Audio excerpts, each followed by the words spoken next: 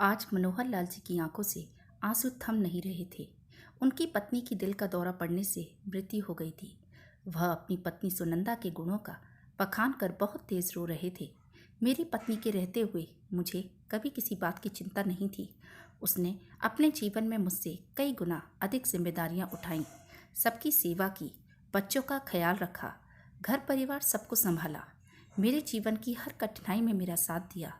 मैं उसके बिना आज कुछ भी नहीं हूँ। मेरा जीवन अब बिल्कुल शून्य है। वो मुझे भी अपने साथ ले जाती तो अच्छा होता। अब हम सबका क्या होगा? इस परिवार को कौन संभालेगा? इतने में सुनंदा की जेठानी वहां आई और मनोहर लाल जी को ऐसे रोता देख बोली, देवर जी, अब आपको रोने की बिल्कुल भी ज़रूरत नहीं और न ही सुनंदा के बारे में कुछ कहने की ज़रूरत है। अब इन बातों का कोई फायदा नहीं, क्योंकि यही बात आपने यदि सुनंदा के जीते जी उससे कही होती तो शायद वह दिल का दौरे से नहीं मरती।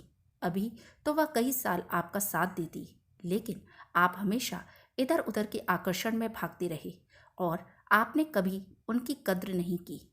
यह सुनते ही मनोहर लाल की आंखों के आंसू रुक गए और उनका हृदय आत्मग्लानि से भर गया।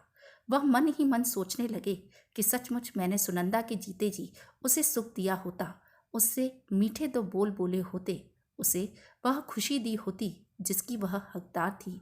उससे कहा होता, मैं तुम्हारे बिना कुछ नहीं हूँ, तुम दिन भर काम करती हो तो थोड़ा आराम भी कर लिया करो, तो शायद वह इस समय मेरे साथ होती।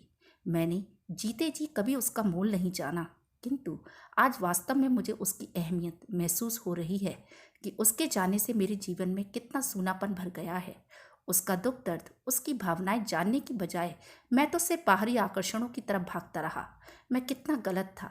आज मेरे पास पछतावे के अलावा कुछ भी नहीं बचा है।